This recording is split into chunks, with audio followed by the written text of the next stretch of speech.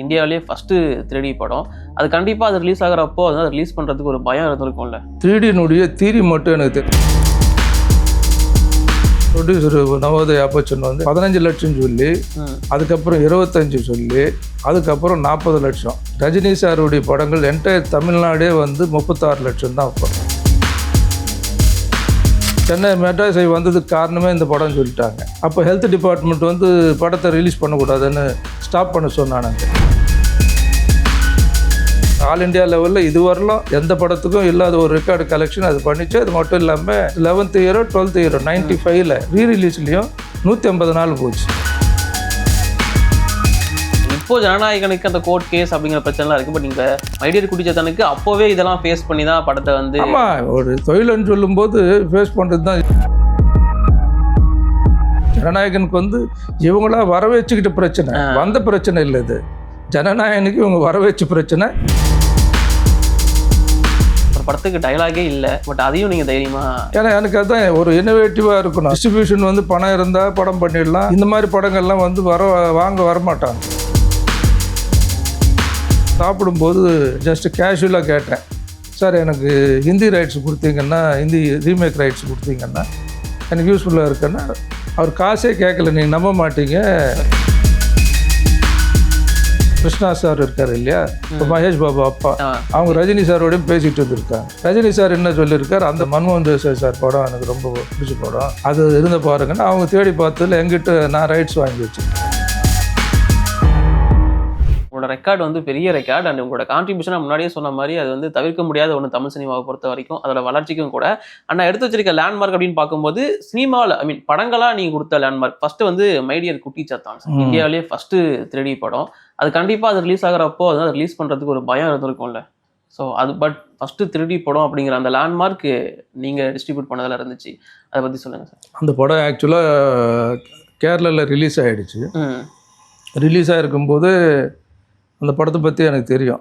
ஏன்னா நான் திரைப்படக் கல்லூரியில் படித்தப்போ 3Dனுடைய தியரி மட்டும் எனக்கு தெரியும். ப்ராக்டிக்கலாக தெரியலன்னாலும் எப்படியெல்லாம் அதனுடைய இம்பேக்ட் இருக்குன்றது. ஸோ அந்த படம் ரிலீஸ் ஆனவுடனே அவனுக்கு அப்போ நான் ரஜினி சார், கமல் சார் படங்களெல்லாம், டி ராஜேந்தர், பாக்ரே எல்லா படங்களும் டிஸ்ட்ரிபியூஷன் பண்ணிகிட்டு இருந்தேன். எனக்கு ஒரு ஆதங்கம், இந்த படத்தை எப்படியாவது தமிழ்நாட்டில் நம்ம ரிலீஸ் பண்ணணும் அப்படின்றதுல முயற்சி பண்ணோம். அதே மாதிரி அந்த ப்ரொடியூசர் சந்தித்து பேசினோம். அது ஒரு பெரிய ஸ்டோரி அது. ஏன்னா ஃபஸ்ட்டு வந்து ஒரு அமௌண்ட் சொன்னாங்க, அதுக்கப்புறம் ஏற்றுனாங்க, அதுக்கப்புறம் இன்னொரு அமௌண்ட் சொன்னாங்க. அதுக்கும் யோசனை பண்ணி பார்த்து கடைசியில் இப்போ தமிழ்நாட்டை வந்து நான் கன்ஃபார்ம் பண்ணி வாங்கிட்டேன். வாங்கி ஒரு அட்வான்ஸ் கொண்டு போயும் இங்கே ஒரு அட்வான்ஸ் கொடுத்துருந்தேன். அங்கே கேரளாவில் கொண்டு போய் ஒரு அட்வான்ஸ் எடுத்துகிட்டு போயிருக்கேன். அவர் ப்ரொடியூசர் நவோதயா அப்பச்சன் வந்து என்னை கேட்குறாரு, அங்கேயே பக்கத்தில் தேட்டர் இருந்தது கொச்சினில், நீங்கள் படம் பாருங்கள், படம் பார்த்துட்டு அப்புறம் நான் அட்வான்ஸ் வாங்கிக்கிறேன்னாரு. நான் சொன்னேன், நான் படம் பார்க்க மாட்டேன் சார், நீங்கள் முதல்ல வந்த பணத்தை நீங்கள் வாங்குங்க, அதுக்கப்புறம் போய் படம் பார்க்குறேன். அது வரல நான் படம் பார்க்கல. ஓகே, படம் ரிலீஸ் ஆகிருக்கு, கேரளாவில் போய் பார்த்துட்டு வாங்கலான்ற எண்ணம் கூட எனக்கு இல்லை. நான் என் மைண்டில் இருக்கிறது ஓடிக்கிட்டே இருக்கு. அதை பற்றி தெரிஞ்சதுனால. ஆமாம், தெரிஞ்சது. எவ்வளோ, அவர் 15 லட்சம் சொல்லி, அதுக்கப்புறம் 25 சொல்லி, அதுக்கப்புறம் 40 லட்சம். அன்றைக்கி 40 லட்சத்தினுடைய வேல்யூ எவ்வளோடான்னா, ரஜினி சாருடைய படங்கள் என்டையர் தமிழ்நாடே வந்து 36 லட்சம் தான் அப்போ. ஓகே, இது வந்து 40 லட்சம் ஒரு டப்பிங் படத்தை வாங்குறேன். அது நேராக வாங்கிக்கிட்டு படத்தை பார்க்க சொன்னாலும் நான் என்ன சொல்லிட்டேன், நீங்கள் முதல்ல காசு வாங்குங்க, அதுக்கப்புறம் வாங்குறேன். அவர் எதுக்குன்னு கேட்டார். அவர் ரொம்ப சீனியர் மேன், அங்கே நிறைய படங்கள் பண்ணவர். அப்புறம் நான் போய் சரி நான் பிடிவாதமாக கேட்குறேன்றதுனால போய் படம் பார்த்துட்டு நான் அவருக்கு சொன்ன ரீசன் கேட்டார், ஏன் படம் பார்க்கணுன்ற, படம் பார்க்க சொன்னால் ஏன் வேண்டான்னு சொல்கிறேன்னு சொல்லி. இல்லை சார், 15, 25, 40 ஆச்சு. நான் படம் பார்த்துட்டு எக்ஸைட் ஆகி ரொம்ப ஒரு சந்தோஷத்தில் வந்து ஒன்று சொன்னால் நீங்கள் 60ன்னு சொன்னீங்கன்னா இன்னும் ரேட் ஏறும், அதனால தான் நான் வந்து படம் பார்க்க மாட்டேன்னு சொன்னேன். அவர் என்ன எவ்வளோ பெரிய மனுஷன்றது பாருங்க. அவருக்கு அப்போவே எனக்கு தெரிஞ்சு 70 இருக்குன்னு நினைக்கிறேன் ஏஜ். எனக்கு அதில் பாதி கூட இருக்காது. ஸோ சொல்லும்போது அவர் என்ன சொன்னாருன்னா, அது இல்லை தம்பி, நான் வந்து இப்போது உங்களுக்கு வாங்கியிருக்கிற விலை வந்து மலையாளத்தில் நாங்கள் ப்ரொடியூஸ் பண்ணி காஸ்ட் ஆஃப் ப்ரொடக்ஷன் விட டபுள் வாங்கியிருக்கோம். 2 மடங்காக உங்ககிட்ட நான் வாங்கியிருக்கேன். நீ ஏஜ்லேயும் சின்ன பையனாக இருக்க, எனக்கு இந்த படத்துக்கு ஆஃபர் கொடுத்தவங்கெல்லாம் யார் யாருன்னா ஏவிஎம் சரவணன், இளையராஜா, கே பாலாஜி, இப்படி பெரிய பெரிய ஆளுங்க எனக்கு ஆஃபர் கொடுத்தாங்க. உன்னை ஏன் நான் உனக்கு இந்த படம் கொடுத்தேன்னு சொன்னால், என் பையன் உன்னோட டிஸ்கஸ் பண்ணான் 3Dன்னா என்ன, நீங்கள் எப்படி ரிலீஸ் பண்ணுவீங்க, இதில் இவ்வளோ ப்ராப்ளங்கள் இருக்குது, உங்களால் பண்ண முடியுமான்னா நீ எல்லாத்துக்கும் கரெக்டான பதில் கொடுத்த. ஸோ உன் பணத்தை விட எங்களுக்கு பிடிச்சிருந்தது வந்து உன்னுடைய அந்த எக்ஸ்பீரியன்ஸு, உன்னுடைய விஷன். ஸோ நிச்சயம் அதில் ஜெயிக்கலான்ற உன்னுடைய ஆர்வம் தான் எங்களுக்கு பிடிச்சிருந்ததே தவிர பணம் இல்லை. அதனால தான் பயந்துக்கிட்டு நான் கேட்குறேன், நாளைக்கு நான் வந்து இந்த வயசில் உன்னை ஏமாற்றிட்டேன்னு இண்டஸ்ட்ரியில் என்னை யாரும் சொல்லக்கூடாது, பணம் வாங்கிட்டேன்றதுனால. அதனால தான் நீ படம் பாரு, திருப்தியாக இருந்தால் பண்ண முடியுமா சொல்லு, மற்ற ஏதாவது இருந்தால் கூட டிஸ்கஸ் பண்ணுவோன்னாரு. படம் போய் பார்த்தேன். அது வந்து கெப்பாசிட்டி வந்து ஒரு 550லேருந்து 600க்குள்ளே தான் இருக்கும் சீட்டிங் கெப்பாசிட்டி. ஓகே. பட் போயிட்டு வந்து எனக்கு இவ்வளோ சொல்லியும் அந்த படத்தை பற்றி அவ்வளோ ஒரு இம்பேக்ட் வரல. நான் நினைக்கிற ஒரு இம்ப்ரெஷன் எனக்கு அதில் கிடைக்கல. அது ஓப்பனாக சொன்னேன், சார் எனக்கு இந்த தேட்டரில் வந்து அவ்வளோ சாட்டிஸ்ஃபேக்ஷன் இல்லை, நான் நடித்ததே வேறு, என்னுடைய இமேஜினேஷனில் என்ன தான் இமேஜினேஷனில் இருக்கேன்னு இல்லை, எனக்கு 1000 மேலே உள்ள கெப்பாசிட்டி உள்ள தேட்டர் இருந்ததுன்னா நான் போய் படம் பார்க்கணும், அப்போ தான் நான் நினைக்கிறது இருக்கான்னு சொல்லி இருப்பேன்னு சொன்னேன். அப்புறம் அங்கேருந்து திருச்சூரில் ஒரு தேட்டரில் ஓடிட்டு இருந்தது அந்த கெப்பாசிட்டி உள்ள தேட்டர். அதுக்கு நைட் ஷோக்கு வந்து இங்கே காரும் சாப்பாடு பிரியாணி எல்லாம் போட்டு போவோம், காரில் ஒரு இமீடியட்டாக அரேஞ்ச் பண்ணி டிரைவர்கிட்ட சொல்லி கொண்டு கரெக்டாக ஷோ ஆரம்பிக்கிற நேரத்துக்கு அங்கே போயிட்டேன். அங்கே திருச்சூரில் படம் பார்த்து அது ஓப்பனிங்கும் போய் என்ட்ரு ஆகிட்டோம். அங்கே பார்க்கும்போது தான் நான் என்னெல்லாம் இமேஜின் பண்ணணும் அதெல்லாமே அந்த ஒரு ஷார்ட்லேயும் எனக்கு அங்கே அந்த எக்ஸ்பீரியன்ஸ் கிடச்சிது. அப்போ பார்த்துட்டு ஓகே வந்து சந்தோஷமாக அவர்கிட்ட சொன்னேன், எனக்கு ஃபுல்லி சாட்டிஸ்ஃபைடு சார், நான் தீபாவளிக்கு ரிலீஸ் பண்ணுறேன் சென்னையில், மற்ற வேலைகள் நான் பார்க்குறேன்னு சொல்லிவிட்டு அங்கே நேராக வந்துட்டோம். அதுக்கப்புறம் இங்கே இருக்கிறதுல சென்னையில் இருக்கிறதுல எது என்னுடைய கன்வீனியன்ட்டுக்கு வரணும், ஏன்னா அந்த ப்ரொஜெக்டர் இடிக்கணும், அந்த ஆர்கவுஸில் உள்ளதில் வந்து கார்பனெல்லாம் 13.6 அதாவது 70mm யூஸ் பண்ணுற கார்பன் யூஸ் பண்ணணும், அப்புறம் ரெக்டிஃபையரு. ஸோ அந்த இப்போ ப்ரொஜெக்ஷன் இடிக்கிறதுக்கே சில தேட்டருக்காரங்க ஒத்துக்குவாங்களா தெரியாது. முதல்ல அவங்களுக்கு 3D பற்றி தெரியுமா, நான் ஓடிட்டு இருக்குன்னு தெரியுமே தவிர எல்லாருக்கும் ஆர்வம் இருந்து போடணும்னு. ஆனால் நான் எந்த பாப்புலர் தேட்டருக்கு அப்போ போகல. ஃபஸ்ட்டு தேட்டர் இருந்ததில் சத்யம் தேட்டர் தான். மெயின்டெனன்ஸு இல்லை, ஒரு மாதிரி ஒரு காலத்தில் நல்லா இருந்தது, அப்போ ஒன்றுமே இல்லை. எனக்கு அந்த மாதிரி தேட்டர் இருந்தால் கூட போகிறோம், பட் இருந்தாலும் சரி பண்ணிக்கலான்னு அந்த தேட்டர் எடுத்து தான் அதுக்கு ரெடி பண்ணி. காரணம் இன்னொரு முக்கியமான பாயிண்ட் வேறு எனக்கு என்னடான்னா, அந்த அவங்க டிஸ்கஸ் பண்ணும்போது அவங்ககிட்ட நான் சொன்னது, எந்த காரணத்துக்கு கொண்டும் கண்ணாடிக்கு நான் வசூல் பண்ணுற காசில் நீங்கள் ஷேர் கேட்கக்கூடாது. 3D கிளாஸுக்கு வர நான் வாங்கினதே ₹1 ₹2 நான் நினைக்கிறேன் அப்போ, ஏன்னா அப்போ அவ்வளோதான் ரேட் அதுக்கு. இப்போ ₹30 வாங்குறாங்க. இப்போ ₹30 தேட்டருக்கார் வாங்கினாலும் டிஸ்ட்ரிபியூட்டருக்கும் அந்த ப்ரொடியூசருக்கு வந்து ₹1 கூட கொடுக்குறது இல்லை இப்போது. ஸோ நான் அப்போவே வந்து முடிவு பண்ணி கண்ணாடி எய்ம் பண்ணி தான் இந்த படத்தையே வாங்கினேன். உண்மை சொல்ல போனால் இப்போ அந்த கண்ணாடி வரக்கூடிய வசூல் வச்சுக்கிட்டு ஒரு ஷோக்கு ₹1000 கெப்பாசிட்டி இருந்தால் ₹1000 வந்தாலும் 4 ஷோவுக்கு ₹4000 வரும். 10 பிரிண்ட்டு தமிழ்நாட்டில் போட்டால் கூட 100 நாள் படம் போச்சுன்னா கூட அந்த ₹40 லட்சம் கலெக்ட் ஆகும். செலவு கொஞ்சம் போனால் கூட. இதெல்லாம் என்னடான்னா இந்த இமேஜினேஷனில் இதெல்லாம் நான் என்னென்ன நினச்சேனோ கனவு மாதிரி அதெல்லாம் கரெக்டாக அதே மாதிரி எனக்கு அந்த ஒர்க் அவுட் ஆச்சு. அதே மாதிரி ஜெயிச்சா. அப்புறம் நிறைய ஸ்க்ரீன்ஸ்க்கு பண்ணோம். அதுக்கப்புறம் ஏகப்பட்ட ப்ராப்ளம். இதுக்கப்புறம் மெட்ராஸ் ஐ வந்துடுச்சு. சென்னை மெட்ராஸ் ஐ வந்ததுக்கு காரணமே இந்த படம்னு சொல்லிட்டாங்க. அப்போ ஹெல்த் டிபார்ட்மெண்ட் வந்து படத்தை ரிலீஸ் பண்ணக்கூடாதுன்னு ஸ்டாப் பண்ண சொன்னானுங்க. அதுக்கு நான் என்ன பண்ணேன், ரஜினி சார் வந்து பஞ்சவர்ணச்சலம் சார் எனக்கு ரொம்ப க்ளோஸ் ஃப்ரெண்டு. 2 பேரும் அவர் வீட்டிலே போய் அவர்கிட்ட விஷயத்தை சொல்லி, இன்னொருத்தராக இருந்தால் அது ஒத்துக்க மாட்டாங்க. அவர் என்ன சொன்னார், சரி நீங்கள் அப்போ அவர் நல்லவனுக்கு நல்லவன் படம் ரிலீஸ் ஆகி ஓடிட்டு ஏவிஎம்மில், ஏன்னா இன்னொருத்தர் வந்து அவர் படத்துக்கு அப்போசிஷன் இதுதான் ஓஹோன்னு ஓடுது. அதனால் இன்னொரு ஆர்டிஸ்ட்டாக இருந்தால் கூட அவங்களுக்கு அந்த இதில் வந்து நல்லா தான் ஓடிட்டு நம்ம ஏன் கொடுக்கணும்னு சொல்லி அவர் அது இல்லாமல் நல்ல அந்த டெமான்ஸ்ட்ரேஷன் இதெல்லாம் கண்ணாடி எப்படி போடணும், எப்படி க்ளீன் பண்ணணும், இதுக்கெல்லாம் கூட பண்ணாங்க. அதுக்கப்புறம் அதே நான் தெலுங்கு வாங்கினேன். தெலுங்கில் சிரஞ்சீவி அதே மாதிரி அதுக்கு ஒத்துக்கிட்டாரு. ஹிந்தியில் வந்து அமிதாப் பச்சனும் ஜிதேந்திரா 2 பேர் சொன்னாங்க. ஏன்னா அமிதாப் சார் வந்து என்ன சொல்லிட்டாரு, நான் எல்லாம் சொல்கிறேன், பட் இந்த கண்ணாடி இது பண்ணுறது போகிறது அந்த மேட்டரெல்லாம் நான் சொல்ல மாட்டேன் அப்படின்னு சொல்லிட்டு சொன்ன உடனே அப்புறம் ஜிதேந்திரா ஊட்டியில் ஷூட்டிங்கில் இருந்தார். அவர் ஒரு ஃப்ரெண்டு மூலியமாக பிடிச்சி அவரை வர வச்சு அங்கே ஷூட் பண்ணி அதை வச்சு இதெல்லாம் வச்சு இது ஆல் இண்டியா லெவலில் இதுவரையிலும் எந்த படத்துக்கும் இல்லாத ஒரு ரெக்கார்டு கலெக்ஷன் அது பண்ணிச்சு. அது மட்டும் இல்லாமல் ரீரிலீஸ் போட்டு 11th இயரோ 12th இயரோ 95ல் டிசம்பரில் ரிலீஸ் பண்ணேன். அப்போ ரீரிலீஸ்லேயும் 150 நாள் போச்சு. Super sir. அப்போ அந்த இதில் அந்த கலெக்ஷன் அதே மாதிரி நிறைய ஸ்க்ரீன்ஸ் ரிலீஸ் பண்ணோம். ரெண்டாவது டேக்ஸ் ஃப்ரீ வாங்கினோம். டேக்ஸ் ஃப்ரீக்கு வேறு பல பிரச்சனைகள் நடந்தது. டேக்ஸ் ஃப்ரீ வாங்கி ஏன்னா ஹவுஸ்ஃபுல்லாக போயிட்டு இருக்குது. டேக்ஸ் ஃப்ரீ வாங்கிட்டோம். அது ஒரு சில பேர் நல்லவங்க போய் கவர்மெண்ட்டில் சொல்லி படமே நல்லா இது சில்ட்ரன்ஸ் படம் சர்டிஃபிகேட்டு அதுக்காக தான் கொடுத்தாங்க. அப்போ ஏடிஎம்கே பீரியடு எம்ஜிஆர் அப்போது புரட்சி தலைவர் இங்கே இல்லை, திருநாவுக்கரசு தான் இந்த மினிஸ்டர் இதுக்கு. அவர் நல்ல விதமாக இந்த சர்டிஃபிகேட் இதெல்லாம் டீட்டெயில் காமிச்ச உடனே டேக்ஸ் ஃப்ரீ கொடுத்துட்டாங்க. பட் வேறு யாரோ ஏதோ காரணங்களால் யார் சொன்னாங்கன்னு நான் பேர் சொல்ல விரும்பலை.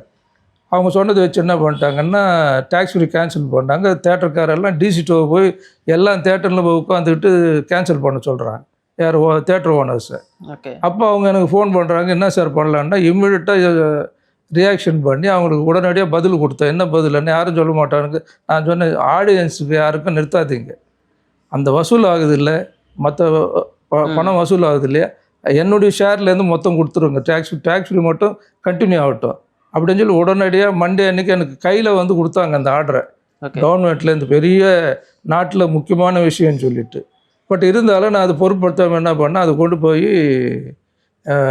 மதுக்குரிய சிதம்பரம் சார் அப்போது சீனியர் அட்வொகேட் அப்போ அவர் அந்த ஆர்டரை பார்த்துட்டு இது அப்படி கொடுக்குறதுக்கு வாய்ப்பில்லை, நான் கண்டிப்பாக ஜெயிச்சு கொடுக்குறேன்னு சொன்னார். அதே மாதிரி சொன்ன மாதிரி டியூஸ்டே அன்றைக்கி மூவ் பண்ணார். வென்ஸ்டே அன்றைக்கி எனக்கு டேக்ஸ் திரும்ப ஸ்டே வாங்கிட்டார். ஸ்டே வாங்கி தேட்டருக்காரங்களுக்கெல்லாம் அவ்வளோ சந்தோஷம். ஏன்னா நான் பதில் சொன்னதில்லை, அந்த நேரத்தில் யாருக்கும் என்ன பண்ணுறதுன்னு புரியல. படத்தை நிறுத்துறதா இல்லை டேக்ஸ் ஃப்ரீ ரீஃபண்ட் எப்படி கேட்க முடியும். ஓகே. ஸோ அந்த ஒரு சஜஷன் கொடுத்து தான் இன்றைக்கி எல்லாருக்கும் சாட்டிஸ்ஃபைடு வந்தது. அந்த மாதிரி ஒரு இத்தனை புரட்சி இருக்குது அந்த படத்தில் வந்து சாதாரணமாக இல்லை. அது தேட்டரில் ரிலீஸ் பண்ணுறது பெரிய சிரமம் ஸ்க்ரீனுக்கு. இப்போ இருக்கிற 3D எல்லாம் ஈஸி, டிஜிட்டல் வந்த பிறகு இப்போ ஜஸ்ட்டு நீங்கள் கொண்டு போய் இது பண்ணலாம். அது அப்படி இல்லை, லென்ஸு போயிட்டே இருக்கும், இடையில வந்து அந்த ஃபில்டர் வந்து பேர்ன் ஆகிடுச்சுன்னா அங்கே இமேஜ் கட் ஆகிடும், டக்குன்னு அது மாற்றி இன்னொன்று போடணும்.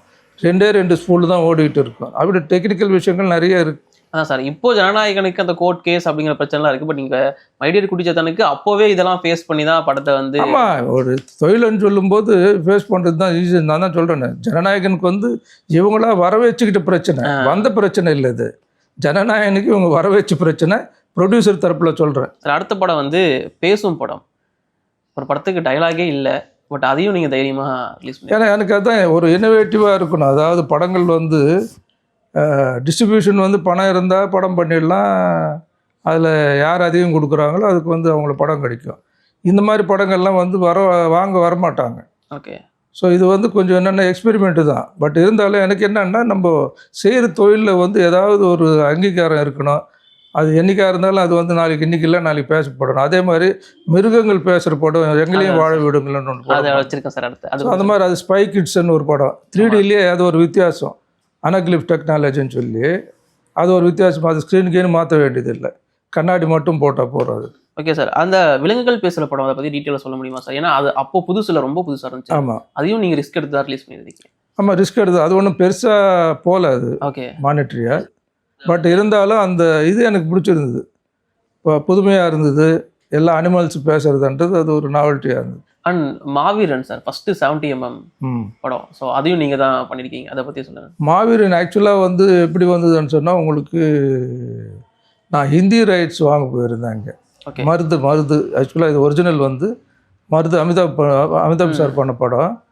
டைரக்ஷன் மன்மோகன் தேசாய் டைரக்டர். அதுக்கு ஓகே அவருடைய சொந்த பேனர். அவங்க 70mm பண்ணல, சினிமாஸ்கோப் தான் பண்ணியிருந்தாங்க. அங்கே போய் அந்த ஹிந்தி வாங்கும்போது அவர் வீட்டுக்கு லஞ்சுக்கு கூப்பிட்டாரு. லஞ்சிலே பேசும்போது வியாபாரம் பேசி முடிச்சுட்டேன். என்டையர் சவுத்து, தமிழ்நாடு மட்டும் இல்லை, என்டையர் சவுத்து, ஆந்திரா, கர்நாடகா, கேரளா எல்லாம் சேர்த்து அது ரொம்ப ரீசனபிளான ப்ரைஸுக்கு கொடுத்தாரு. அந்த படமும் பார்த்தேன் நான். படம் பக்கா கமர்ஷியல். அவர் எப்போவுமே வந்து கமர்ஷியல் படம் தான் எடுப்பார், எல்லாம் சூப்பர் டூப்பர் ஹிட் அது. ஓகே. அதுக்கப்புறம் அவர் சர்வசாதாரணமாக ப்ரிப்பேர் சாப்பிடும்போது லஞ்சிலே வந்து ஜஸ்ட்டு கேஷுவலாக கேட்டேன், சார் எனக்கு ஹிந்தி ரைட்ஸ் கொடுத்தீங்கன்னா, ஹிந்தி ரீமேக் ரைட்ஸ் கொடுத்தீங்கன்னா எனக்கு யூஸ்ஃபுல்லாக இருக்குன்னா, அவர் காசே கேட்கல, நீங்கள் நம்ப மாட்டீங்க. அந்த மாதிரி இருந்தாங்க அந்த காலத்தில் ப்ரொடியூசருங்க. பரவாயில்ல பிரதர், நீங்கள் ஃப்ரீயாகவே எடுத்துக்குங்க அதுன்னு சொல்லிட்டு. நான் சொன்னேன், ஃப்ரீயானா எனக்கு ஒரு சங்கடமாக இருக்கும் சார், ஏதாவது ஒரு கன்சிடரேஷன் போடுங்க, அதுக்கப்புறம் வாங்கலாம்னு சொல்லும்போது தான் 5 லட்ச ரூபா ரீமேக் ரைட்ஸுக்கு கொடுத்தாரு.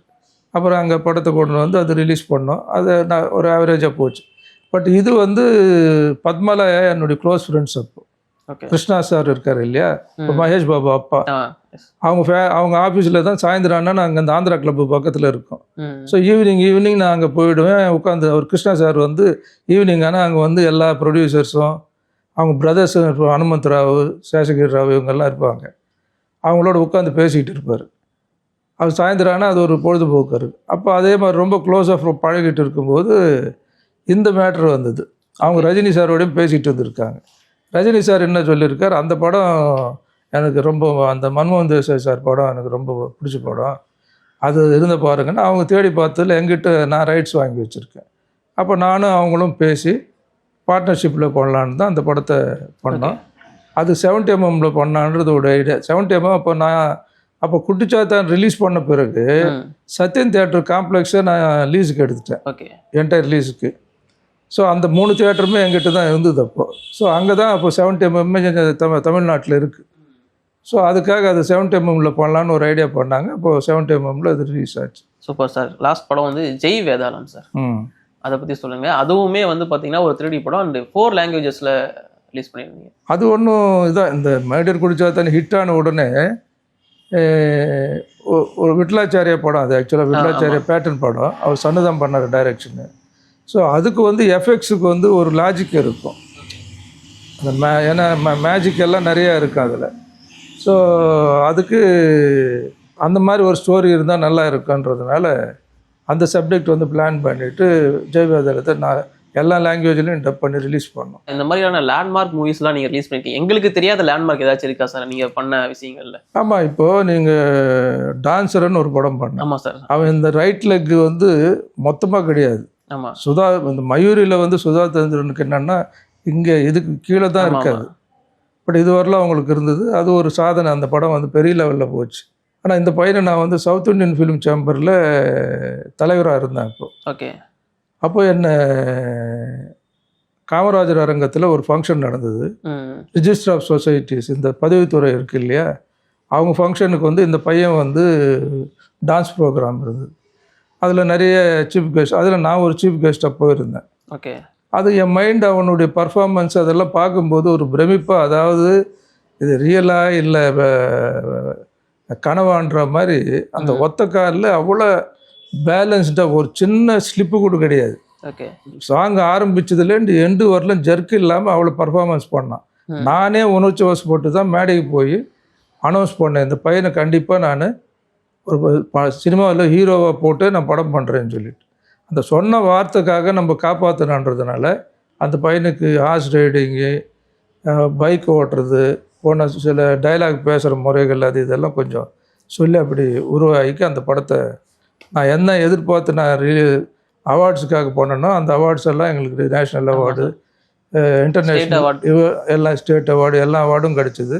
அதுவும் இல்லாமல் அதில் ஒரு முக்கியமான விஷயம் சொல்லணும்னா, ஆடியோ ஃபங்க்ஷனுக்கு மத்திய அமைச்சர் அங்கே இன்ஃபர்மேஷன் மினிஸ்ட்ரியில் வந்து மாற்றுத்திறனாளி, மாற்றுத்திறனாளி அந்த அமைச்சர் வந்து மாற்றுத்திறனாளி ஜெய்பால் ரெட்டி, பவர்ஃபுல் ஸ்பீக்கர், காங்கிரஸில் இருந்தார். அப்போ அவர் ஒரு வாய்ப்பு எங்களுக்கு என்னடான்னா, அவர் இந்த ஃபங்க்ஷனில் வந்து அவர் தான் இந்த கேசட் ரிலீஸில் எல்லாம் கலந்துக்கிட்டு இந்த பையனுக்கு பண்ணது வந்து அவர் தான் பேசும்போதே சொன்னார், ரியல் ஹீரோ இல்லை ரியல் ஹீரோன்னு சொல்லி நல்ல பாராட்டி பேசி பண்ணது வந்து அது ஒரு பெரிய கிரெடிட் அந்த படத்துக்கு. நிறைய ப்ரொடியூசர்ஸ் வந்து இப்போ சின்ன பட்ஜெட் படங்கள் புது டைரக்டர்ஸுக்கு வாய்ப்பு தராங்க, பண்ணுறாங்க.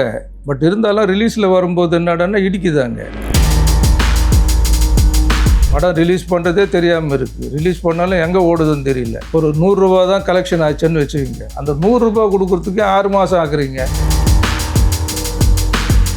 மானியம், விருதுகள் எல்லாமே இப்படி பல விஷயங்கள் வந்து கலைஞர் தான் ஃபஸ்ட்டு. அதுக்கு முன்னாடி எம்ஜிஆர் இருந்தாரே தவிர, நான் பகிரங்கமாக சொல்கிறேன், எம்ஜிஆர் வந்து சினிமாவுக்கும் தனியாக எதுவுமே செய்யலை. இண்டஸ்ட்ரியில் இருந்து நம்ம ஜெயிச்சு நான் உனக்கு ஒரு 10 ரூபா தரேன், அவனுக்கு 1000 ரூபா தரேன்றது வந்து பெரிய விஷயம் கிடையாது. இண்டஸ்ட்ரிக்கு நீ என்ன பண்ணேன்னு சொன்னேன்.